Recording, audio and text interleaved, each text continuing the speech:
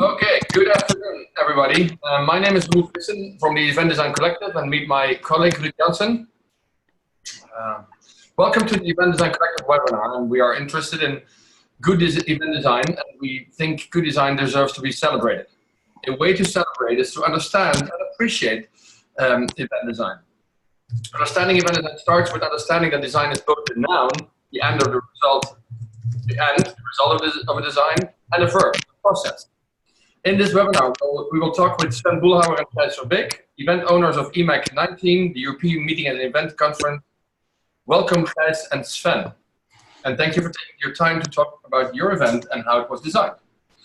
And before we start, any rules of play, if we may, we'll mute everyone except for Gijs and Sven and Ruud to avoid hearing barking dogs, honking cars, and some things with the computer lines not working and audio. We will time capsule this conversation to 30 minutes, and after that we will go into a Q&A session, and you're all invited to stay in for this Q&A session. You can ask questions using the chat box in the Zoom, and the Zoom is this webinar tool. And by the way, we are recording the session to make it available to others who are not able to attend this one. So I'll mute all the lines, and I'll ask Ruud and Sven and Gijs to unmute themselves.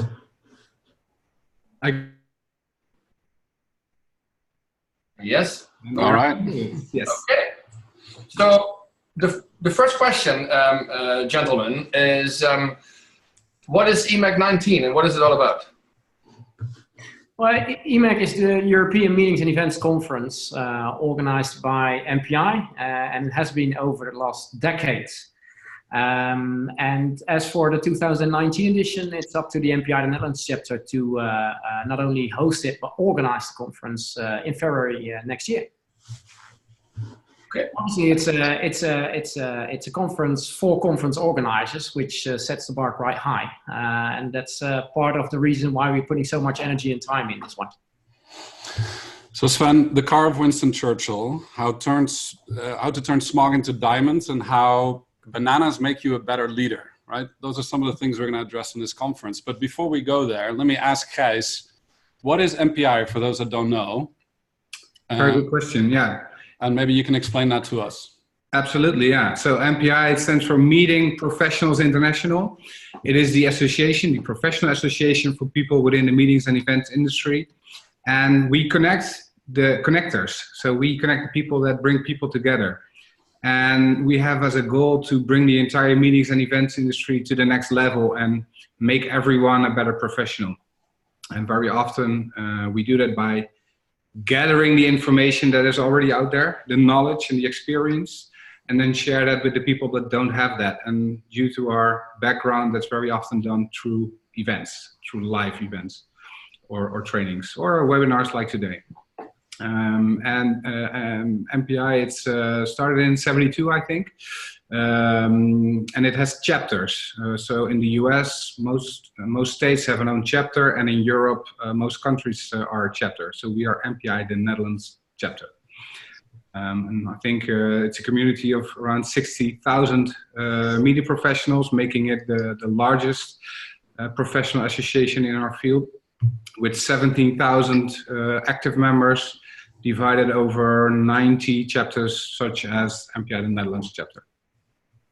Excellent. Okay, guys. So this EMEC is a traveling circus. Last time this conference was in the Netherlands was in 2000 in Amsterdam. And so you were bidding for this conference, and then all of a sudden you are event owners, right? So after you won the bid. So how did it make you feel? Well, excited to start with. It took us about 3 years to get this bit out and to get the hands together, both nationally and internationally, because we are trying to do things a little bit differently with this edition of EMEC. And that's quite a challenge, because on one hand we do have the target audience, which is, well, which are our colleagues, right? The meeting professionals. These are the people that we're doing it for, and these are the people with very high standards. They have seen it all, they've experienced it all. So how can we actually surprise them? And that's the one side of the medal. And the other side is that we do work with a largely voluntary team, meaning that the meeting professionals that are part of the team are actually doing this besides their day-to-day job, which every now and then makes it interesting, so to say, to make it a priority at the moments within the project that it needs to be a priority with everyone. So it's an exciting project to work on altogether. Sometimes it's challenging as well. So let me ask you, what was the starting point after you won the bid? What was the first thing you did? So the first thing we did is we celebrated, but very shortly, very short amount of time, and then we directly went into the, oh shit, we won it, and now what? And as Sven just explained, we have a lot of volunteers, so we wanted to have everyone involved directly from the beginning. So we spend quite a lot of time in the designing process, instead of directly jumping to what should be on the sandwiches during lunch. What we actually did is we invited 45 meeting and event professionals, MPI member, non-member, nationally for us, so Dutch people, but also internationally, CVBs, press. So we sent an invitation to help us design the design of EMEC19. We sent it out to 45 people, and we expected 15 people to be there. And it was actually quite funny because we had a total of 60 people joining us. So we really had the idea that we were onto something. So we involved as much people as we could directly from the beginning. So how do you design with 60 people? Well, we use the EventCanvas. That's the reason why we're having this webinar, I think, and we have a really good relationship with the people behind it, being you guys, and I think it's also important that an event doesn't necessarily have an objective, but an event has stakeholders, and you want to design an event for every single stakeholder that has a stake in your event. So whether it is the meeting owner, MPI Global, the meeting planner as an attendee, the meeting planner as a hosted buyer, the suppliers, the partners, formerly known as sponsors. So really you want to design the best experience and the change in behavior for every single of that stakeholder. So and that's why we ask so many different people to help us in the design. Yep. Yeah, and it resulted in the end. It resulted in 3 of the Canvas sessions where you guided us through the process, which was quite interesting, I guess, with this number of people. And after that, we had about a dozen of so-called kitchen table sessions with smaller groups of people to actually get from the designing part into, okay, how are we actually going to deal with it, and how can we translate the design principles into the EMEC learning experience, as we call it right now. So you said design principles. Can you explain a little bit more? Yeah, well, when we were mapping, I think it's like 8 or 10 different stakeholder groups, we saw that there were quite some similarities between different stakeholders in terms of the change of behavior or that they needed to have, or at least the things that they are looking at to find during a conference like EMEC. So we ended up with designing principles. And well, we can deep dive into that a little bit, I think. So one of the really important things for almost everyone who's attending EMEC is matchmaking. And matchmaking sounds like matchmaking, but we wanted to take it to another level. So we want you to meet 5 people that pick up the phone whenever you call. So that means that you really have to have a good relationship. They need to become your friend. So what we did in the design, if I can already jump directly into that designing element or what comes out of it, is that we will make sure that if you leave us your traveling details, that we pick you up at the airport, at the train station, but you will be picked up by one of the local hosts. So they will take their own car and pick you up at the airport like friends would do. Exactly. And the time that you have in the car, you will not talk about your hotel with 400 hotel rooms and 20 meeting rooms, but you will talk about, hey, your kid is playing, I don't know, soccer or swimming, and you grow garden, or you grow vegetables in your garden, or so you really build a relationship, and that is what we are planning to do for all the attendees. Another element where we talk about matchmaking is, for a lot of people, EMEC is the first experience with MPI that they have. So they never have been to a local MPI event. So they don't necessarily know the people from their local chapter already.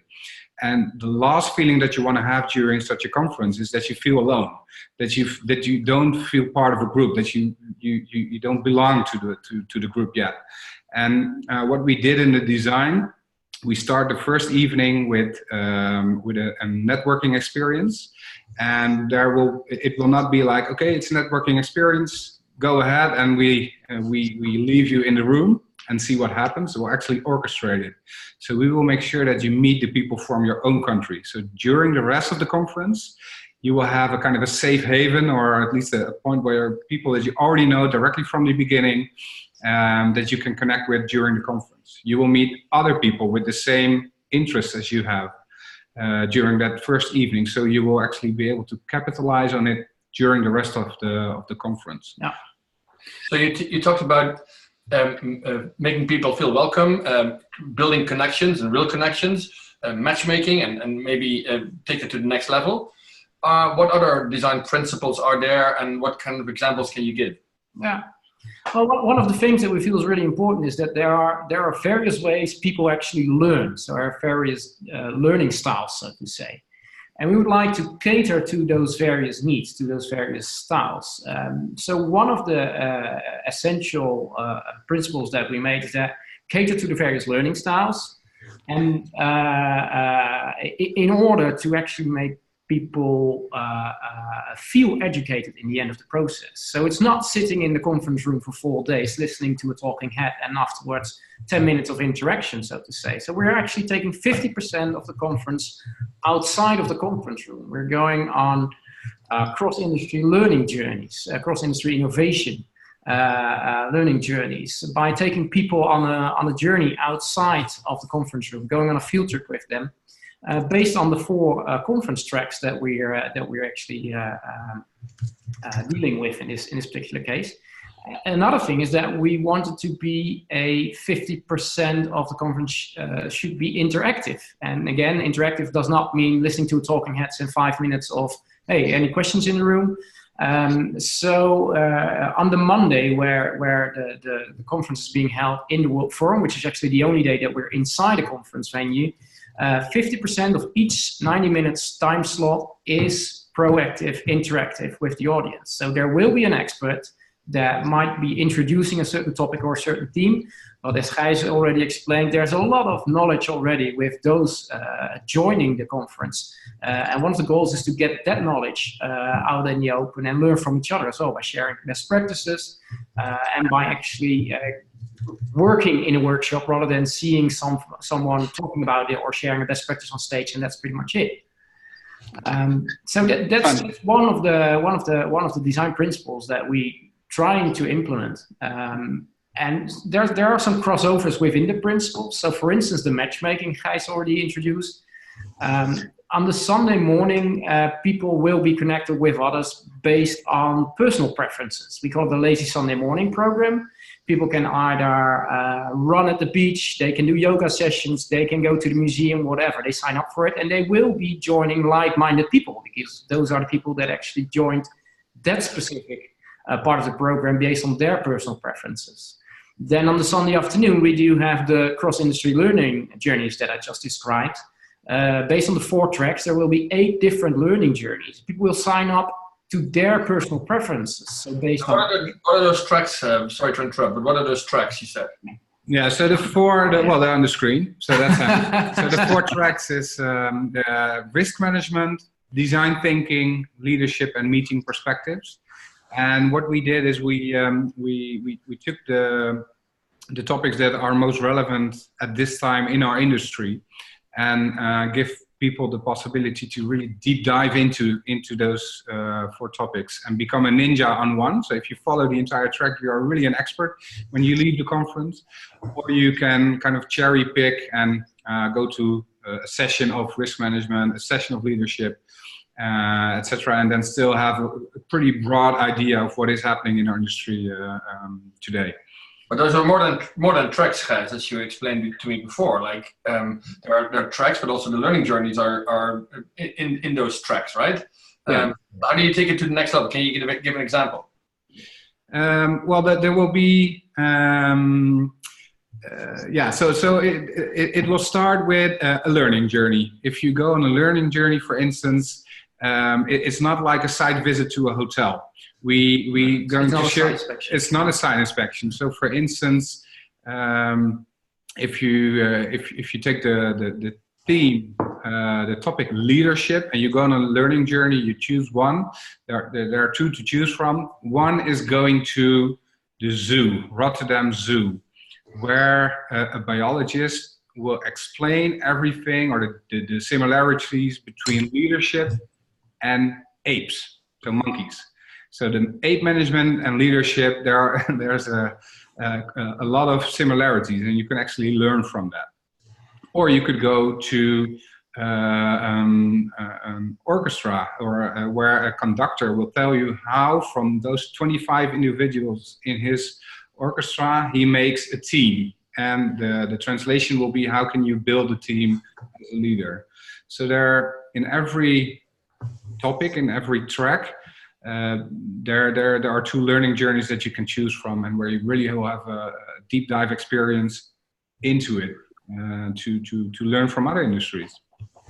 So outside of the conference room, four tracks, yeah, and learning journeys, which give an extra feel to the track, which is done in the conference center and outside of the conference center. Correct. Absolutely, yeah.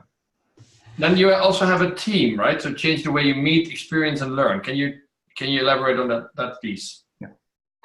Yeah. Well, the thing is, without looking back too much, we felt that our whole industry is up for a change.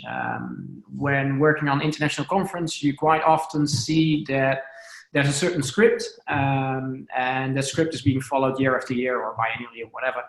And we felt that there are great objectives behind each conference or behind each event, but every now and then it's time to refresh a little bit. And that's the fundament under this EMEC. We are trying to change the 3 elements that are pretty much the basic for each business meeting, I would say. So meeting, experiencing, and learning, that's pretty much why you're going to a conference.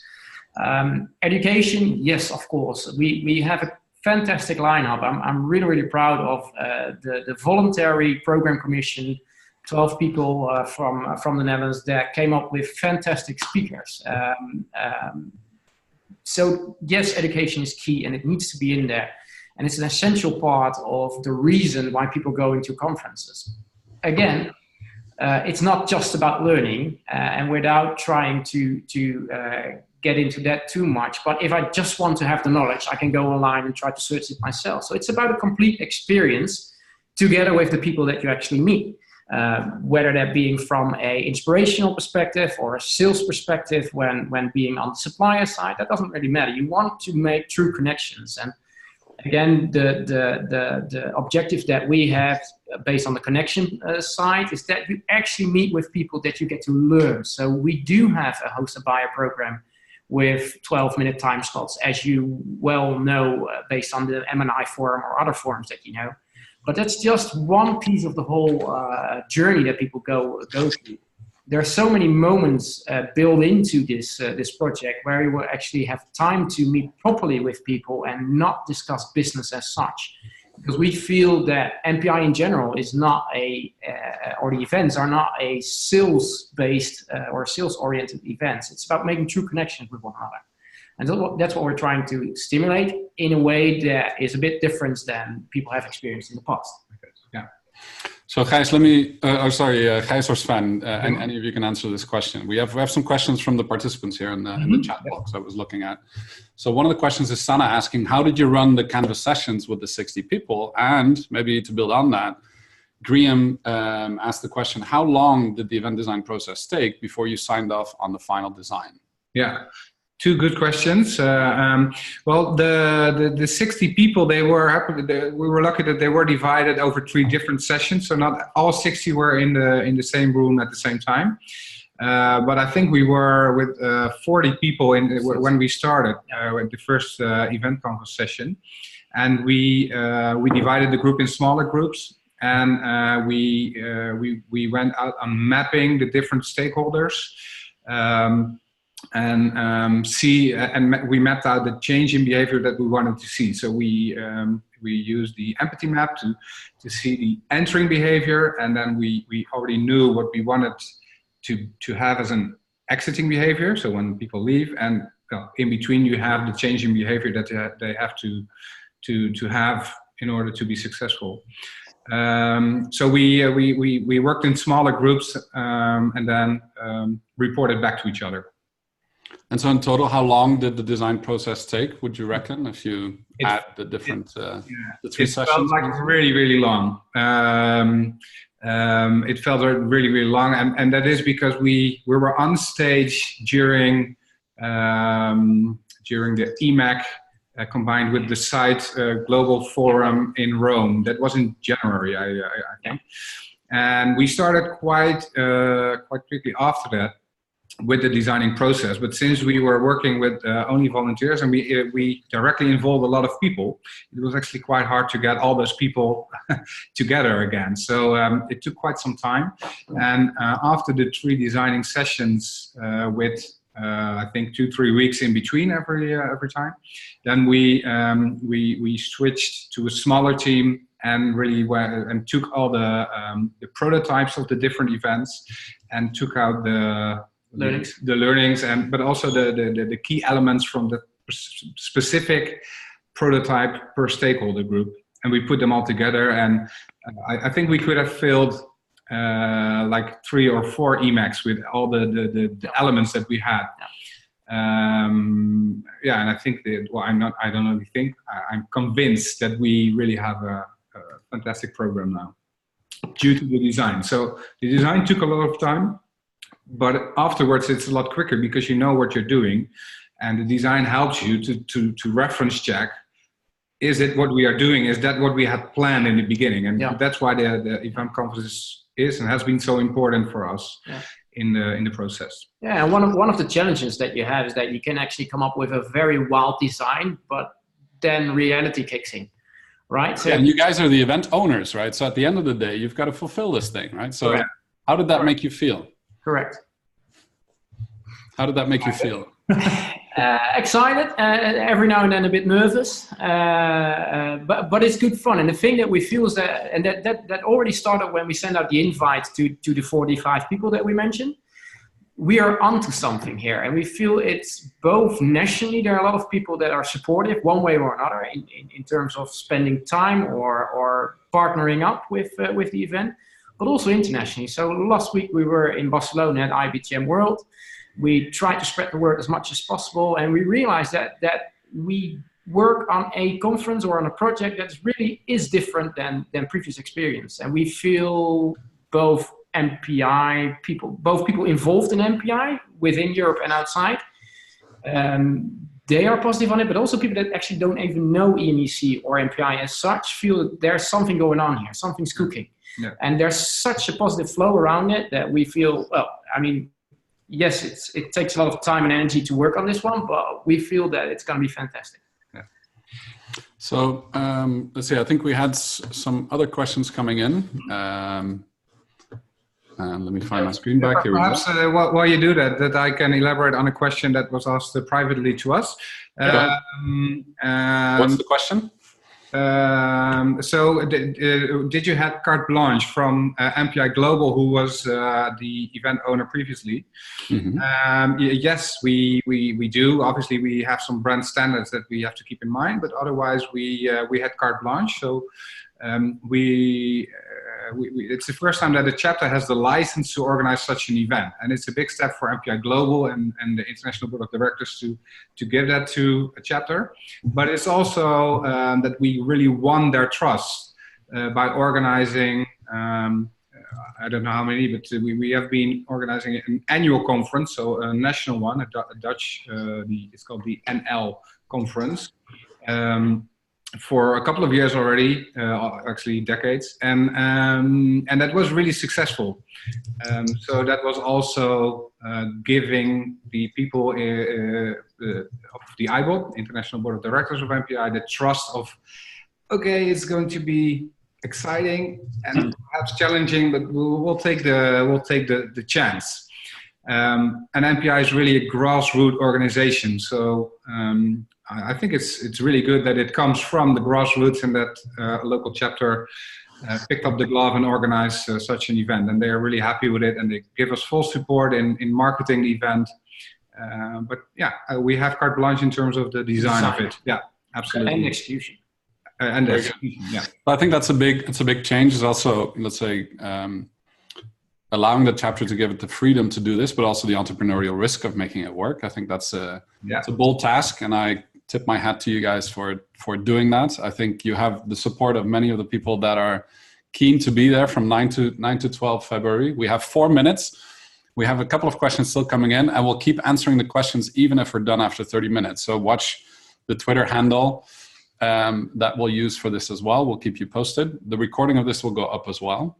Mm-hmm. We had a question from Green. What did you learn about the redesign of WC? Or the design, because the same process was used at EMEC for Granada 2 years ago, for the first time, I think, for MPI. We see that there's adoption of endorsement. Roel, do you want to give that a quick stab? Yeah, go ahead. No, go ahead. So I think one of the things that, let's say, this thinking, I think, has emerged from a need of, it's not easy to own an event. I think Gijs and Sven there are living proof of it. It's a daunting task, and if we don't make that process easier, it won't become easier. And I think so for WC, the actual project was brought in the EDC program at the University of Amsterdam, and then brought to Dallas, and the team in Dallas redid the WC design for 2018. So there's a separate post. We're happy to share that with you. The learnings from that was that if you want to make things different, you have to listen to the different stakeholder perspectives. You have to understand them. You have to validate with them. And even if you've already set on destination, venue, and budget, within that set of limitations, you can design and prototype many different solutions. And so you can see from that. But then you have to measure whether the design works and what you would iteratively change for the next edition. I think Gijs and Sven have also said the actual designing sessions of these 3 design sessions with 60 people for EMEC in The Hague. Roel has been leading those sessions, and so many good prototypes come out. None of them are really wrong. It might just be the wrong time for that prototype. So the work that you're doing might have a much longer shelf life than just this one event. And I think that's what we learned from WC is, how do you listen to the past? What were experiences from the past that become memories? How do you think about the evolution of a member over time as they go to multiple of your events? And then how do you onboard people that are relatively new to MPI? And all these different blood groups have different needs, and understanding them crystal clear, articulating their behavior changes, and then the wildfire of ideas that people have. Those 60 people or the other people, we designed WC 2024 on site in Indianapolis in 7 design sprints with probably how many people? 70 times 15. So probably like 150 people were there for 3 days designing the 2024 edition. You can do that as long as you have a structure and a methodology. Okay. I think, yeah, cool. If I may, I'd be mindful of time for people. We asked for 30 minutes. Yeah, we can go on, and we will go on with some Q&A session. But before doing that, I would like to ask gentlemen, because I think listening to this story, I think many people in this call and maybe looking at the recording of this might want to join us, right, in The Hague. And maybe Gijs and Sven do have something in store for us to maybe make us come, right? So what is the do you have some extra things in store, Gijs and Sven? Yeah, absolutely, yeah. So if you need to leave now, please go to www.emec EMEC19.com. And you copy paste it. And you can register. And once you registered, you can also send us an email saying, and the email goes to cu@emec19.com. And what you can write in the subject line is banana. It's a whisper code. And with the people who registered before December 14, because that is when the discounted rates end and the normal rates apply. So write us an email, cu@emec19.com, put in the subject line banana and obviously the fact that you register. And we will draw from the people who registered. Full registration. Full registration, so a refund of your registration. Wow, very generous. So we are 25 people in this call, right? Minus you two guys, it's 33, right? So there is a one of 33 chance to that your registration is waived, right? So I think that's a fair chance, bigger than the lottery is bringing you. Some people already registered, so the chances are even better, right? So. Exactly. And what is the equivalent of this value? What is the value you bring then? So what is the draw? It's depending on whether you're a planner or supplier, but it's around 700 to 1,000 people, 1,000 euros. Sorry. Okay. One last question, guys. Why do you think? Short answers, please. Why do you think people should come to EMEC, and what they shouldn't miss? It's an immersive experience where we will not only tell about what is happening in our industry, but you will feel it, you will live it. You will meet the best people in our industry that are around there. We will make real connections with them. We design for it. You just don't want to miss it. And the topics are covered by speakers that are brilliant. Okay, good. And Sven, something? Yeah, I would say. I mean, obviously, I agree. I would say we dare you, get off the beaten track. Join us on this one, and learn how to change your own game once you're back in the office after EMEC. Okay, thank you. Thank you very much, Sven and Gijs. And we are very much looking forward to meeting you all in The Hague. 9 to 12 February 2019, and please register. And if you register using the word banana in a subject line of the email to cu@emec19.com, if you do that, the free registration will be drawn from those people. Perhaps it's also good to mention that the team of Event Design Collective will also be present in The Hague. We will be there as participants, but also we are applying some event design to EMEC 2022, where we actually try to design a few editions in the future, where we ask people to collaboratively design the 2022 EMEC. And there will be a level 1 course at EMEC19 the Friday before the conference starts, and people can register, of course, for that too. With all that being said, thank you for joining, and we'll now start a Q&A session. Cool. Good. So we have I will just come closer to the screen so I can actually read the questions that were asked privately. First, start with a question then. Yeah. Okay. I've one for you from. I have the first banana in the inbox. Thanks to one banana down. One banana down. Yeah, very good. So one question from Giuseppina. I hope you're Giuseppina Cardinale. I hope I pronounce it well. We are all participants, meeting planners and event designers, or also suppliers. It would be interesting to know the perspective from a supplier point of view. Do you have you gone through that stakeholder perspective, guys? Yeah, absolutely. So what, and one of the design principles that came out of the supplier is also that you want to meet not only your peers, so your colleagues, other suppliers, but also meeting planners, so organizers of events, to have good connections. So in the design, we made sure that you will meet them and meet them on a level that that you actually become friends.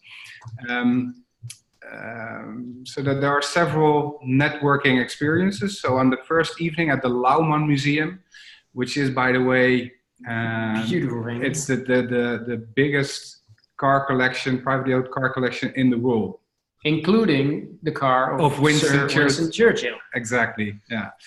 And this is, we are working together with the people who also have the number 7 escape room in the world. So they were selected out of 21,000 escape rooms, and those guys are helping us in building an experience somewhere in the program. We're not giving everything away, but it will absolutely make sure that you meet people in a different way, guaranteed. Okay, so thank you. And there's another question on the budget, right? So someone is asking, like, can I ask the budget question? What is the budget of EMEC, and how is it funded? All right, well, fair question, I guess. Yeah. So it's funded by partners. So that could either be local partners who are helping us in kind, in cash, so partnerships. And partners from abroad that are taking part in a hosted buyer program, where we also do matchmaking between meeting planners and suppliers, and obviously the participants who registration fee is a big chunk, and then there is the city of The Hague who chips in together with the NBTC, which is the Dutch Tourism and Convention Board. And so, yeah, so that's how we build up the. So these are the bigger buckets, so to say, of cost components, of revenue components. Mm-hmm. But what is the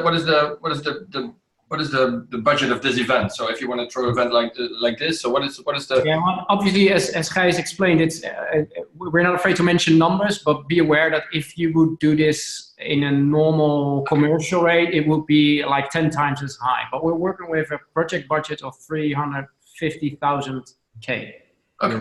Euros. Okay. 350K euros. Yeah. Yeah, it's double, eh? 350. Yeah, if you do 1,000 MK, then yeah, that's a bit. That would have been nice. Yeah. And probably, as you said, because there's some sponsorship involved and some in-kind sponsorship involved. Yeah, definitely. And then it would be 3.5 million. Probably, yeah, because a lot of organizations they really support EMEC and MPI, and see the value of bringing these people together. So it's absolutely not commercial rates that we are paying. Okay. So, are there any other questions? So, in your private inbox, Gijs and Sven, or any more bananas in the meantime? Yeah, there are some bananas. Nice to see. Yeah, 1, 2, 3, 4 bananas already. Ah, nice. Very good. So keep them coming, the bananas. But were there some other questions in your private inbox? Yeah, we're going through it right now. Maybe that's a question here from Sana earlier, who asked. So I'll just prompt that one.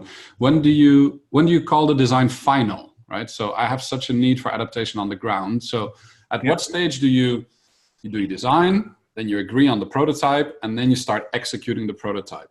Yeah. How did that process look for you? Well, I mean, we did use the Canvas session. We did use the kitchen table sessions, as we call them, and then there was a certain point that we wanted to go back to the 60 people involved, to the 60 professionals involved. There were some steps within the process that we double-checked with people that were actually not taking part in the designing process, so that we're really looking at it from, without any knowledge of what we were dealing with. That was quite a interesting feedback round that we got. Fresh pair of eyes looking at it. Yeah, so we redesigned what we thought was the final prototype, and we redesigned that, and then we called it the final design. We presented that to the 60 people that were involved in the designing process. Got some feedback that we actually used, and then we said, this is it. This is the design, and from here onwards, we're going to translate that into the final project itself. Then reality kicks in, so sometimes you you design something that you feel works out brilliantly, but either from a budget perspective or from a, let's say, practical perspective, it doesn't turn out the way you want it to be. So it's never, even now, we're not having the final. I mean, the design is set, but there are still some elements that we're playing around with in terms of venues, in terms of timing, et cetera, et cetera. So the design itself was final, I would say, after the presentation to the 60 professionals involved. And we took it from there. Can you give us a sense of timing? So, well, we started in Rome was last year, January. In January. I think the first time we met with a group of people was early April.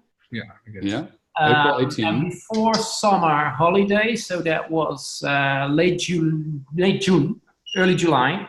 We said this is the final design as we wanna use it. So that took us about April, May, June, 3.5, 4 months. And then you had 3 design sessions with the canvas of each. How long? Half a day, full day? The canvas sessions, I would say, half a day. Yeah, 4 to 5 Half a hours. day. Yeah. And then your kitchen table sessions were how long? Yeah, pretty similar in timing. Yeah. And then we did some cross-reference with MPI HQ and with those people that didn't necessarily knew EMEC, MPI, or the project that we were working on. Yeah. So in June, you had a clear... The program, a clear narrative, and you could use that to start executing the design. Exactly, and then we have a program committee of 12 individuals, not necessarily MPI members, who started working on the content. Because once you have the design, you still need to translate it into, okay, really nice to have a design, but if you don't have any good speakers, then you still have a lousy event. So we really wanted that to be as great as the design. So we have 12 volunteers looking at that, and that is quite challenging to first of all get all those people together at the same time. But it is also just so fantastic to see that they are willing to put all the effort and energy in there for just the good of all of us. And a lot of the speakers or the content providers, they come from also from personal relationships sometimes. So we are absolutely sure that the ones that are selected are the best that we could have. And we could never have had them without those personal relationships from the people in the program committee. Can you tell us who's in your program committee? Give us a little overview of who those people are. Oh, yeah, that's interesting. Just to give you an idea, we are working on EMEC, and I don't know the exact number, but I think that on a daily basis, about 20 people are involved, including 2, as we call them, rock stars, so trainees, that are specifically working on EMEC. It's both Gijs and myself. It's the board of MPI the Netherlands that is very actively involved. There's a program committee of 12 people. And these are all, in this particular case, Dutch meeting professionals, both from a supplier, a planner, but also from the intermediary side, so from the agency side. They all have their own background, I would say. They all have their own experience, but they all also have their own network. So both in getting the right speakers for their particular track involved. They also have the network that they're reaching out to promote or at least introduce EMEC, because that's one of the principles that we discussed earlier, is that we want to try to reach out to a broader audience than we did in the past. So it's not MPI exclusive. It's open to all that are dealing with meetings and events in general. There is a focus on the European market, yes, but it doesn't necessarily mean that you need to be a member of MPI or any other association as such. Okay. Excellent. Good. Thank you. Any more questions from the audience? I see. Can I have a signed copy of your book as a Christmas present, as you have plenty of them behind you? I'm responding right now. Good. You need a whole bunch of bananas for that one. Yeah. There's actually behind Roel, those are the facilitation kits, but there's also books in second edition. Your Christmas gift is in the link there, so you can download the first 100 pages for free. Your signed if you copy. Hurry, the book might hit your Christmas tree before Christmas. Who knows? Yeah. But we will have it in The Hague for you. Does it also work? Oh, that's a good idea. Yeah, Nice. we'll hand it to you in The Hague. Okay. You can choose between the Chinese and the English version. Okay. Good. Any more questions? And before we round up. One thing I wanted to mention is that when we looked at the past of previous editions, the things that really were good, we kept them. For instance, Rendezvous Party, which is an MPI Foundation fundraiser event. It is not an opt-in. So we included it in every single registration. So we want everyone to contribute to the MPI Foundation. Yeah. And that's the first, right? That's never been done before. And that, as far as we know, that's not the case. Yeah. To get that right? So normally you pay around 100 euros or something, which you donate literally to the MPI Foundation. So and you're making everyone. So it's an integrated part of the ticket, of the registration ticket. So there's already a 50 euro donation to the foundation for each registration to EMEC19. Which also means you're giving back to the industry for other people to get scholarships and be able to attend these types of events and take training and learning, which I think is absolutely. That's an understated fact on your website, but I think it's a very good new plus on this design. Thank you for the feedback. One last question, if I may, unless there are very other important questions. But Graham asked a question: could you have redesigned the event without the help of EDC, ADCO, Event Design Collective, EventCanvas? I'm sure that we would have came up with something. But I'm also sure that it wouldn't have been as fantastic as it is today. And I also am absolutely 100% sure that we would have been struggling with the design while designing it. And also when you go into production phase, that you want to redesign it at that moment. And now we have the design already ready, and we keep it as a guidance in when we go into the production. So. Yes, I think. No, and also you would have given the same answer if we wouldn't be in the room, right? No. Probably, yeah. Okay, we'll shut down our video for a second, so we're not. No, it really helps. It really helps in collecting ideas and to making sure there's some sort of structure in discussion. Because if you would ask 5 people to come up with ideas, you probably get 5 or 50 brilliant ideas. But if you have 60 people coming up with ideas, that's literally what happens. And then the canvas allows you to navigate, I would say, through all the ideas and to capture those who you feel are really new or really adding to the objectives that you have. Mm-hmm. And we did use the parking lot option quite a lot during these sessions. So we had a flip over with a big P on it, and the letter P, to park brilliant ideas that didn't necessarily fit in this EMEC setup. But there are brilliant ideas in itself that we might implement in future edition of EMEC. So we hand them over to as part of a legacy towards the new organizers, or we use them during one of our national conferences that come up as of 2020 again. Nice. And if I may add to that, if I may, so as a facilitator of that design, I think what you did in a very good way, and I think many people can learn from you as event owners. I think what you did is not only included your team and your broader team, but I think you included membership in the design, which is for many associations so obvious, yet never done, right? Nobody talks to their members in this way and invites them to collaboratively design.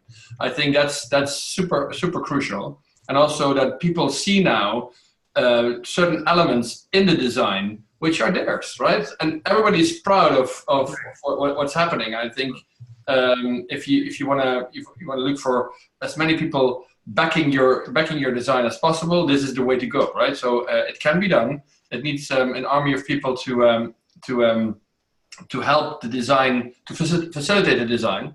I think that could be improved if I look back. But and all the rest was done in a very good way, and I think you guys rocked that. And yeah, it was really amazing to be part of this. Very cool. I see Marjolein commented something. Marjolein, do you want to, were you part of the design sessions, and do you want to comment maybe? What, we have to unmute. Oh, you're on mute? Hold on, let me quickly unmute you. Yes, I was part of the design team, actually. Yes. Yes. For me, that was a whole new experience, but it was so valuable to step into the shoes of the different stakeholders that we, well, I think we chose 12 or 10 different stakeholders in the beginning, right? Yeah, I think so. Yeah. How many, sorry? 10 or 12 different stakeholders. 12 different ones? Wow, okay. Yeah. And that really helped, because in that way, I mean, you can always design something that's fun for the participants, for the delegates, but you really want to keep in mind the stakeholders that partner up with you, that want to put Holland on the chart, like or The Hague on the chart. And yeah, it was really helpful to work through the CED, to look at the different stakeholders' positions. Yeah, it's a good comment. If I may add to that, what could happen if you are relying on, depending on stakeholders as we do, because we're not paying commercial rates, then it might happen that they actually want to sit on your that they want to be steering the designing process as well, because they want to have the best exposure possible. And having the design and already mapping the partners out up front helped us in giving them the platform they need without killing the design of the event. Yeah. So and by involving them. By involving them, we weren't necessarily discussing the needs of the stakeholders without them being present. They were actually in the room. They were there, yeah. We could immediately check and cross-check if we were on the right track with assuming our assumptions that we would have made without the canvas, or without them being directly involved in the design sessions. Absolutely. Yeah. Thanks for the comment. Okay. So along the way, we've lost 20 people who were probably restricted to that half an hour. Yeah. We went on for 50 minutes in total. But let's use this momentum to rapid prototype one of the goodbye end of this webinar Screenshots. So we're going to record a screen, right? And we need you to rapid prototype something to say goodbye, to have the last shot. So what kind of ideas are there? Bananas, maybe. We've got a monkey. We've got a monkey. So okay, take whatever attribute you have on your screen. Oh, there we go. We've got some Christmas there. We've got a little gorilla. Let's try to replicate the whole thing here. Giuseppina, it's okay to just be silly for a minute. Wow. We're just going to all be silly for a minute. You know that this part is recorded, you mentioned, or did you stop? Oh, that's true. Yeah, we can chop this off. I'm just going to take a little bit of this. Right? So on the count of 3. I got a very serious outfit. Oh, there's a banana. Oh, you got it? 1, 2, 3. Yeah. All right.